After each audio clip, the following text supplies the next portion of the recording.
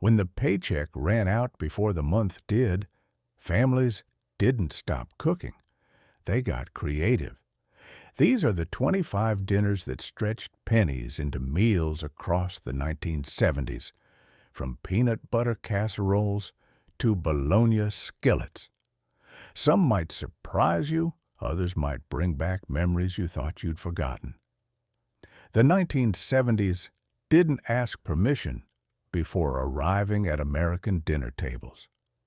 Inflation hit double digits by mid-decade, gas lines stretched for blocks, and grocery bills climbed faster than wages could follow. Families who'd once counted on payday predictability now watched their budgets evaporate by the third week of every month. Cupboards that started full on Friday grew sparse by Wednesday, yet kitchens stayed warm, pots stayed busy, and mothers stretched what little remained into something resembling supper. These meals didn't come from cookbooks. They came from necessity, improvisation, and the quiet determination to keep the table set no matter what the calendar said. We share these stories so they're not forgotten. Subscribe to Tastes of Yesterday to help keep these meals and the memories behind them alive. Peanut butter and pickle casserole. This was the dish that made visitors stop mid-bite and ask what they were eating. In homes where grocery money had run dry days before payday, cooks turned to pantry staples that never seemed to run out: peanut butter, bread, and pickles. The casserole began with slices of white bread laid flat in a greased baking dish, each slice spread thin with peanut butter. Dill pickle slices were arranged on top, sometimes overlapping, sometimes placed in neat rows. A simple white sauce made from powdered milk, flour, and margarine was poured over the layers, covering everything in a pale blanket. The dish baked until the edges browned and the sauce thickened into something that held its shape when scooped. It cost almost nothing. Peanut butter was cheap, pickles came in large jars, and bread was a staple no family went without. A full casserole ran about 50 cents in the mid-70s, roughly $3 today. It disappeared because it never had to exist in the first place. Once budgets stabilized and protein became affordable again, families quietly let it fade from rotation. But the next dish didn't fade. It became a ritual. Tuna noodle wiggle. They called it wiggle because of the way the noodles moved when scooped onto a plate. Egg noodles, boiled in salted water until soft, then drained and set aside. A can of tuna, usually the cheapest kind, packed in water, was opened and flaked into a mixing bowl. Condensed cream soup, often mushroom or celery, was stirred in without dilution, creating a thick binding sauce. Frozen peas, if available, were added straight from the bag without thawing. The noodles went in last, folded gently so they stayed intact. The mixture was poured into a casserole dish, topped with crushed crackers or breadcrumbs, and baked until the top turned golden. A single can of tuna cost about 40 cents in 1975, equivalent to $2.50 today. The dish fed a family of 4 for under $2 total. It declined as microwaves replaced ovens, and faster meals took over weeknight routines. Yet one ingredient tied all these early dishes together, and it wasn't what you'd expect. Potato flake casserole, instant mashed potatoes, became the secret weapon of tight budget cooking. The flakes rehydrated in minutes, required no peeling or boiling, and stretched further than fresh potatoes ever could. For this casserole, the flakes were mixed with hot water and margarine until they formed a thick paste. Ground beef, often the cheapest grade available, was browned in a skillet with diced onions. The meat was layered into a baking dish, topped with the reconstituted potatoes, and finished with a can of condensed soup spread thin across the surface. Some families added a handful of shredded cheese if the budget allowed. Most didn't. The casserole baked until the edges bubbled and the top developed a thin skin. Potato flakes cost pennies per serving in the 70s, making them cheaper than real potatoes once waste was factored in. A box that cost 60 cents could stretch across 3 meals. It faded as fresh food became a status symbol in the 1980s and instant products lost their appeal. But what came next showed just how far a single pound of meat could stretch. Hamburger gravy over rice. This was the meal that taught children the difference between sauce and soup. A single pound of ground beef was browned in a deep skillet, broken into small crumbles with the edge of a wooden spoon. Once the pink disappeared, flour was sprinkled directly into the pan and stirred until it coated the meat.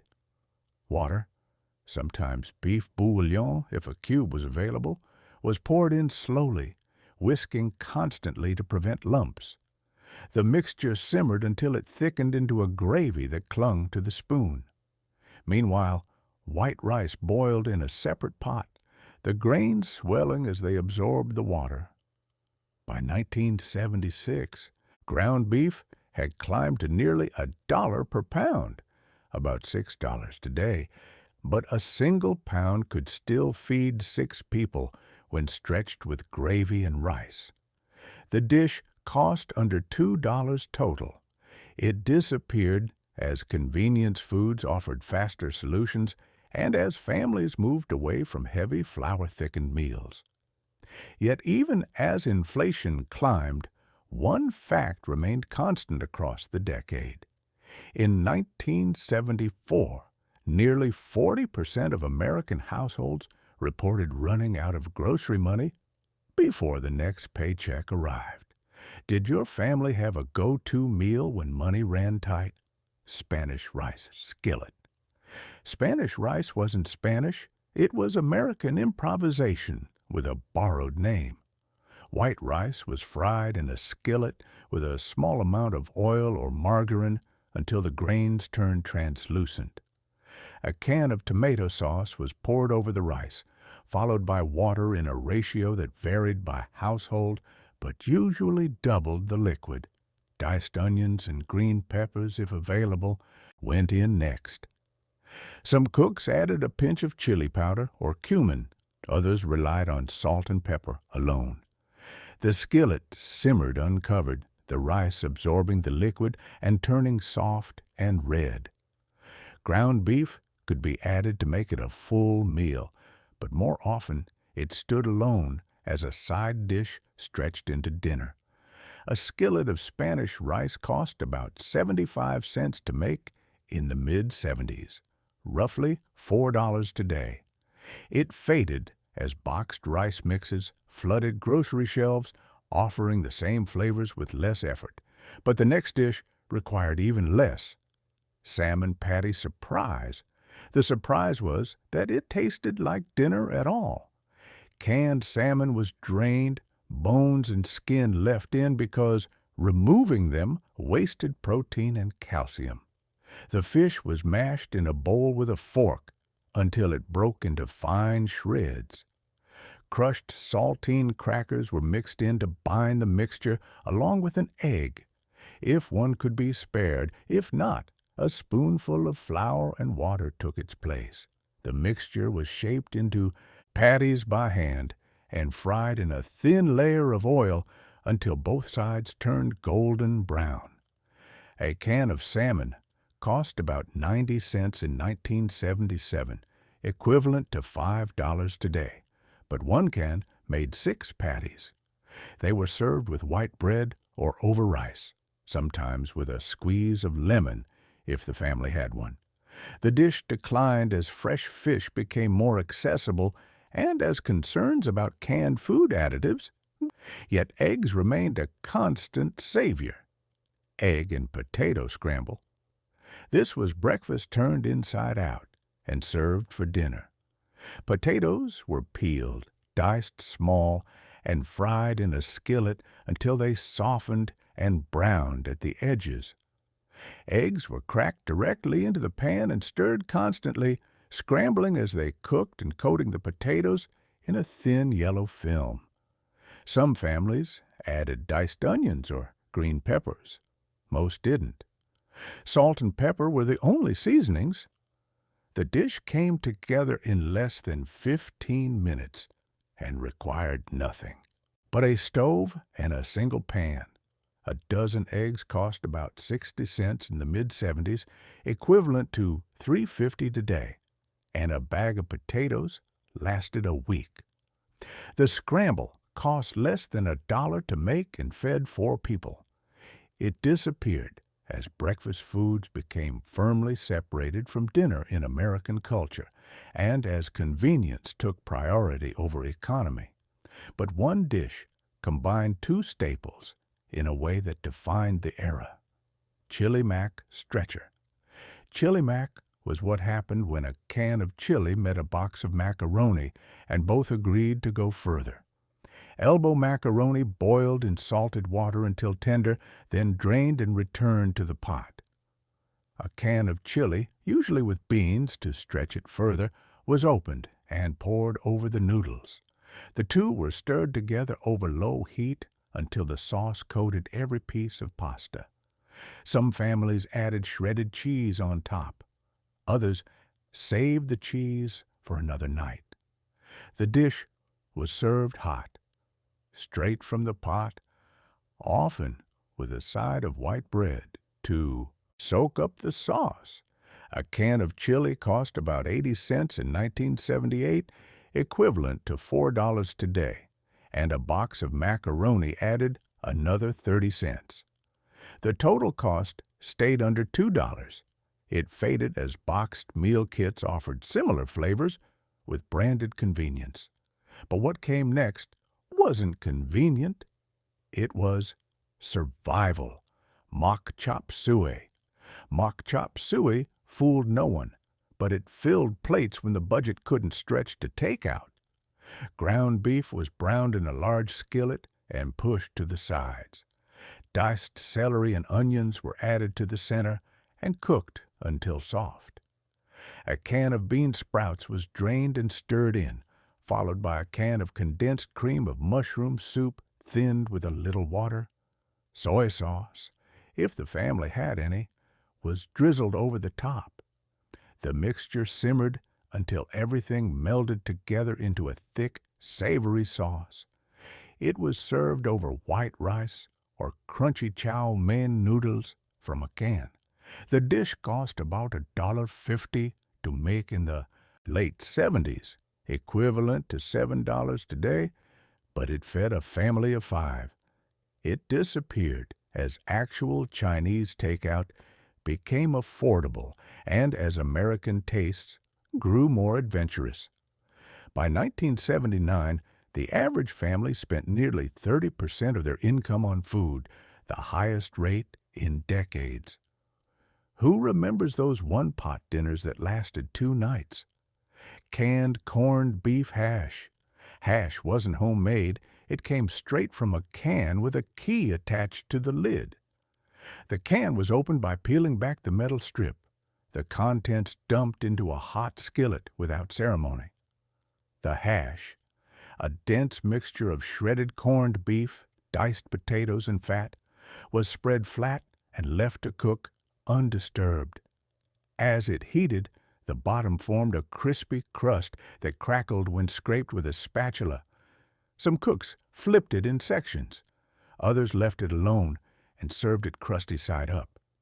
Eggs were often fried on top, the yolks breaking and running into the hash. A can of corned beef hash cost about $1 in the mid-70s, equivalent to $6 today, and fed 3 people. It disappeared as fresher, lighter breakfast options became popular and as canned meats lost their appeal. But the next dish never pretended to be anything other than what it was: baked bean franks. Hot dogs, split lengthwise and stuffed with canned baked beans, became a weeknight staple when the paycheck was gone, but hunger wasn't. The hot dogs were sliced down the middle but not cut all the way through, creating a pocket. Baked beans were spooned into the opening, the excess spilling over the sides. The stuffed franks were arranged in a baking dish and placed in the oven until the beans bubbled and the hot dogs split at the edges. Some families topped them with strips of bacon if any remained in the fridge. Most didn't. The dish was served on white bread or over rice, the beans soaking into whatever starch was available. A can of beans cost about 40 cents in 1976, equivalent to $2.50 today, and a pack of hot dogs added another dollar.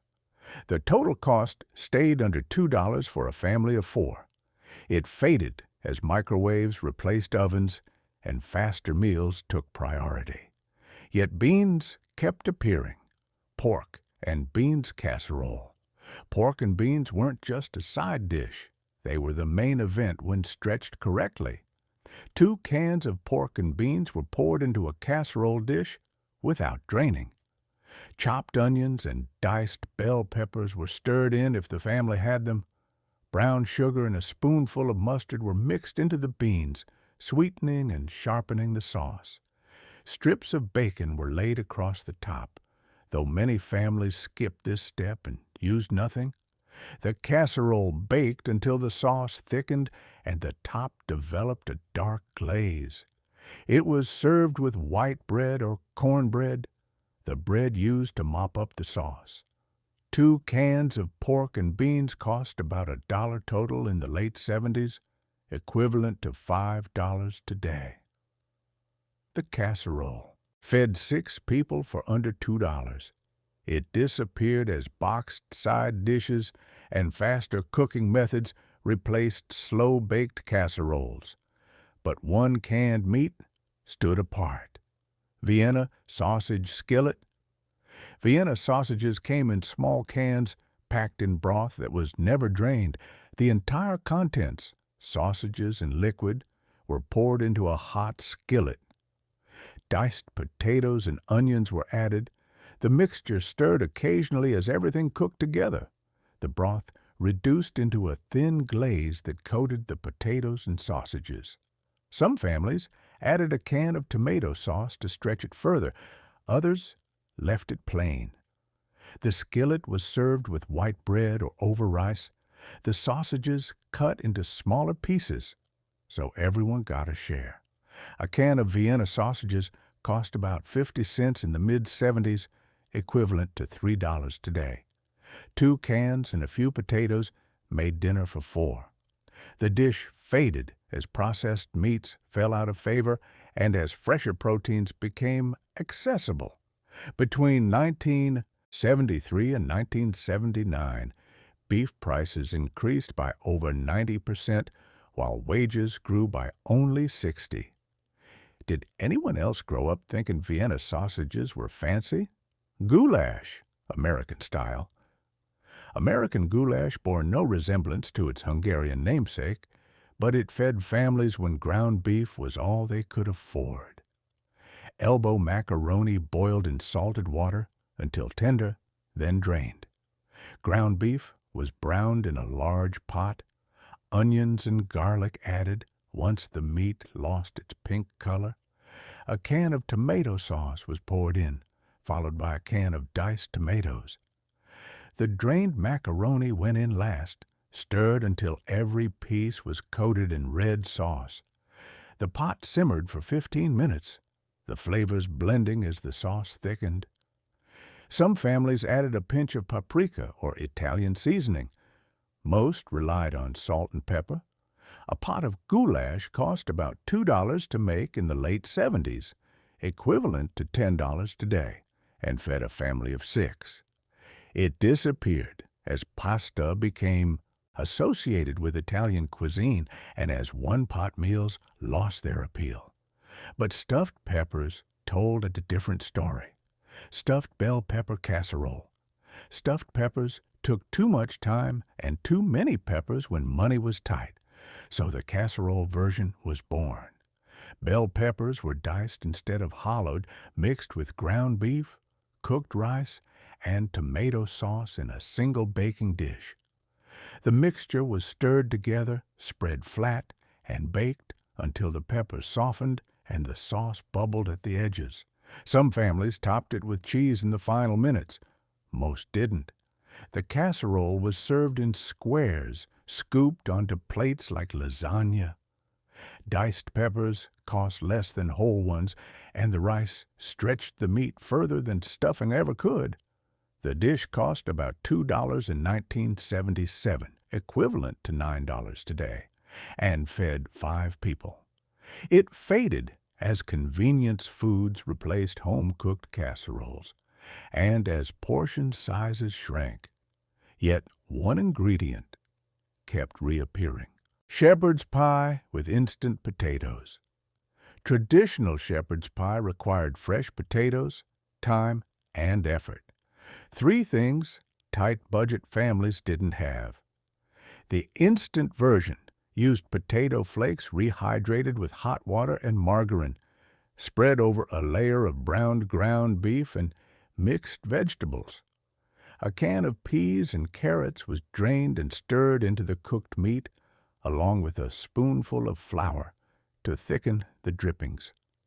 The meat mixture was poured into a casserole dish, the instant potatoes spread on top, and the whole thing baked until the potatoes developed a golden crust.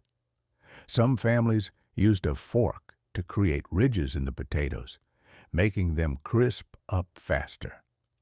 The dish cost about $1.50 in the mid-'70s, equivalent to $8 today, and fed a family of 4.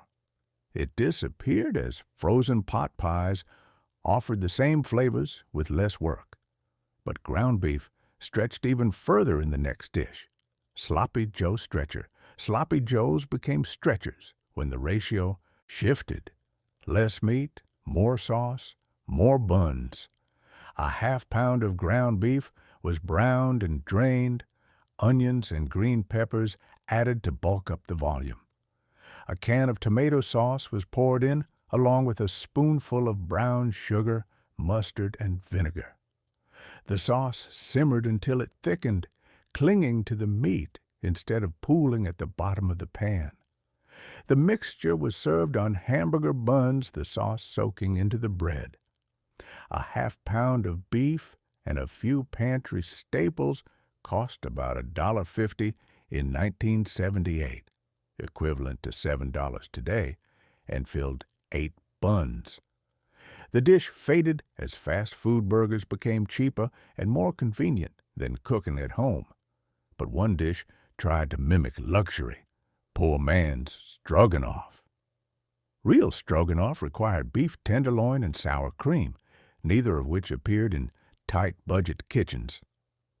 The poor man's version used ground beef, condensed cream of mushroom soup, and a spoonful of vinegar to mimic the tang of sour cream. The beef was browned and drained, onions cooked in the same pan until soft. The soup was stirred in without dilution, creating a thick, creamy sauce. Egg noodles boiled separately, then drained and mixed into the beef mixture. The whole dish came together in one pot and took less than 20 minutes. A can of soup cost about 40 cents in the late 70s, equivalent to $2.50 today, and the total dish cost under $2. It disappeared as microwave dinners offered similar flavors with even less effort. By the end of the decade, ground beef had become one of the most expensive proteins per pound, yet families kept finding ways to stretch it. Which ground beef dish did your mom make last the longest? Pancake supper. Pancakes weren't just for breakfast. They became dinner when the cupboards were nearly bare. Flour, baking powder, powdered milk, and an egg were whisked together into a thin batter. The batter was poured onto a hot griddle. The pancakes flipped once bubbles appeared on the surface.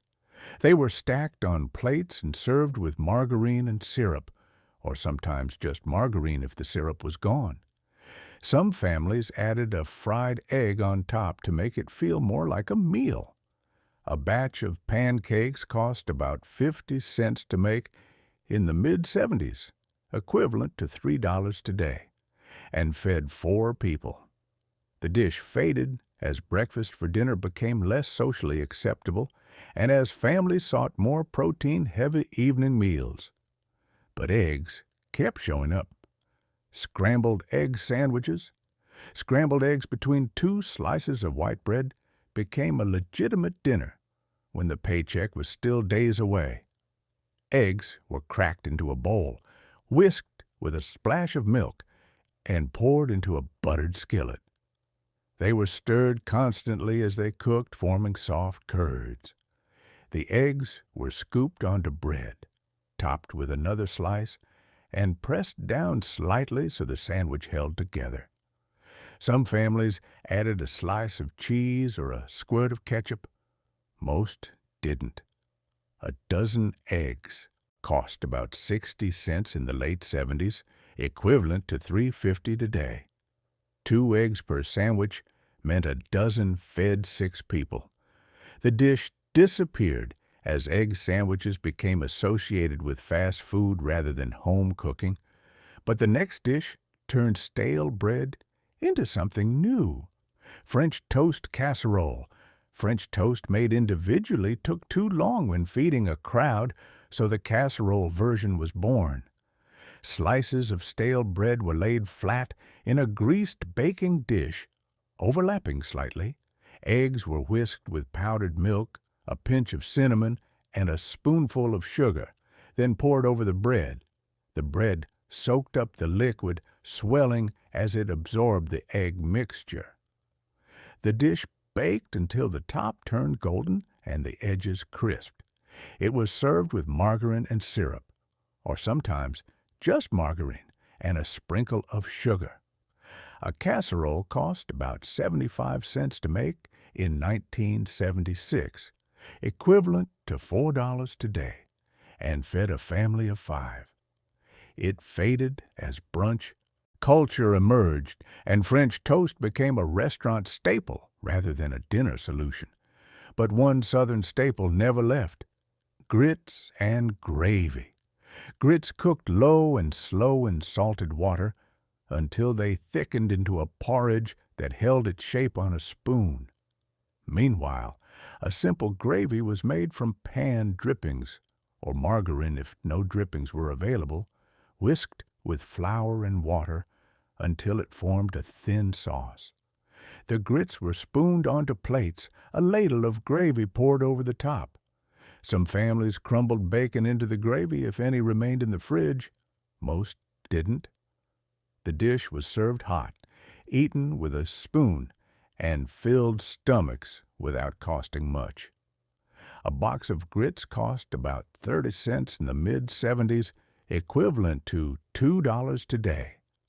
A full pot cost less than $1 total and fed 6 people. It remained a staple in Southern kitchens even as other budget meals faded, though it rarely appeared outside the region. In 1975, the price of basic groceries rose faster than at any point since World War II.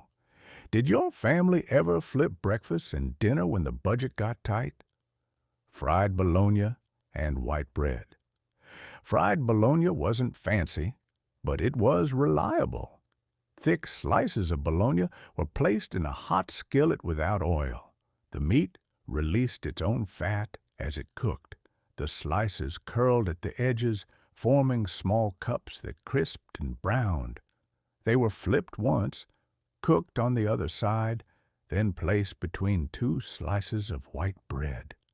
Some families added mustard or a slice of cheese. Most didn't. A pound of bologna cost about $1 in the late 70s, equivalent to $5 today, and made 8 sandwiches. The dish faded as deli meats replaced processed loaves and as fried foods fell out of favor.